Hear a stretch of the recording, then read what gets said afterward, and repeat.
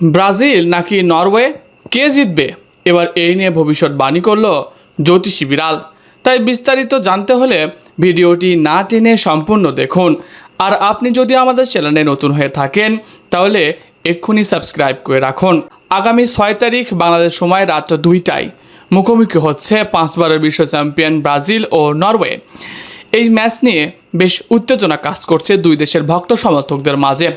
Brazil round of 32-এ যেভাবে জাপানকে হারিয়ে জয় নিশ্চিত করেছে, ঠিক তেমনভাবে নরওয়েও 2-1 ব্যবধানে আইভরি কোস্টকে হারিয়ে দ্বিতীয় রাউন্ড নিশ্চিত করেছে। এই ম্যাচটা হতে যাচ্ছে শিয়ানে লড়াই। যে জয় পাবে সেই যাবে আরও এক ধাপ এগিয়ে, বিশ্বকাপ ছোঁয়ার আরও কাছে। আর হারলেই বিদায় নিতে হবে বাড়ির পথে। একদিকে 5 বারের বিশ্ব চ্যাম্পিয়ন ব্রাজিল দলে রয়েছে Neymar junior, Vinicius junior, Raphinha, অ্যান্ডিক্স ও অভিজ্ঞ কোচ কার্লো আনচেলত্তির সহ আরও বেশ কিছু প্রতিভাবান খেলোয়াড়। অন্যদিকে নরওয়ের রয়েছে সবচেয়ে বড় ভরসা আর্লিং হালান্ড, তার সঙ্গে রয়েছে মার্টিন ওডেগার সহ বেশ কিছু প্রতিভাবান দা। তাদের কাউন্টার অ্যাটাক যে কোনো মুহূর্তে ম্যাচের চিত্র বদলে দিতে পারে। দুই দলই দুর্দান্ত ফর্মে রয়েছে, তাই সবাই চাইবে এই ম্যাচটা জয় নিয়ে মাঠ ছাড়তে। এই ম্যাচের আগে আলোচনায় ব্রাজিল ও নরওয়ের বেশ কিছু সমীকরণ। এই পর্যন্ত মোট 3 বার ব্রাজিল ও নরওয়ের দেখা হয়েছে, একবারও ব্রাজিল নরওয়েকে হারাতে পারেনি। এই সমীকরণটা ব্রাজিলের শুধুমাত্র নরওয়ের বিপক্ষে, তাই এই ম্যাচটা ব্রাজিলের জন্য প্রতিশোধেরও বটে।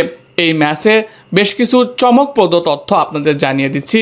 এই ম্যাচে ব্রাজিল দলে ফিরতে পারে নেইমার জুনিয়র, তবে শুরুর একাদশে খেলাবেন কি কার্লো আনচেলত্তি এটা এখনও নিশ্চিত নয়।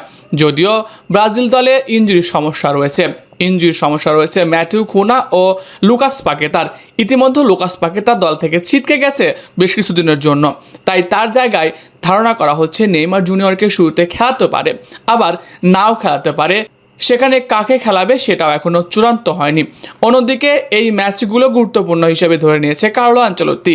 আর সেখানে গুরুত্বপূর্ণ ম্যাচে যদি খেলা পেনাল্টি পর্যন্ত গড়ায়, সেই পেনাল্টির জন্য নেইমারকে প্রস্তুত করা হচ্ছে। এই কারণেই নেইমারকে দ্বিতীয়ার্ধে নামানোর সিদ্ধান্ত নিতে পারে কার্লো আনচেলত্তি। অন্যদিকে রাফিনহাকে নিয়ে ধোঁয়াশা এখনও কাটেনি। রাফিনহা ফিরবে কি ফিরবে না সেটা নিয়ে এখনও চূড়ান্ত সিদ্ধান্ত নেওয়া হয়নি।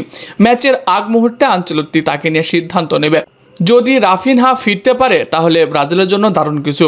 অন্যদিকে পূর্ণ ফিট দল নিয়ে মাঠে নামবে নরওয়ে, যাদের দলে নেই কোনো ইনজুরির শঙ্কা। পুরো হাসি খুশি মেজাজেই রয়েছে তারা।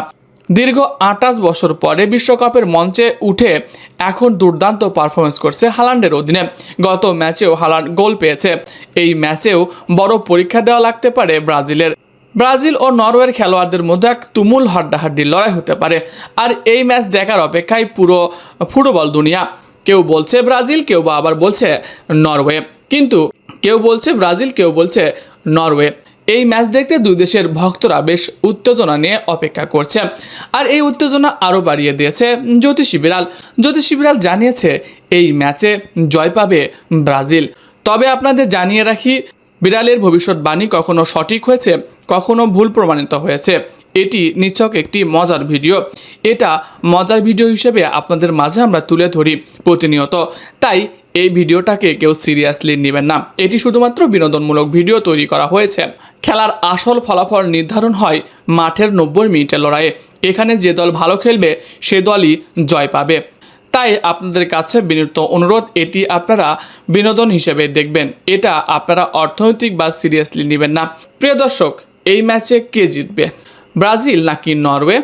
আর আপনি কি মনে করেন, জ্যোতিষী বিড়ালের ভবিষ্যৎবাণী ঠিক হবে নাকি ইতিহাস লিখবে নরওয়ে? অবশ্যই আপনি আপনার মন্তব্য জানাবেন কমেন্ট বক্সে।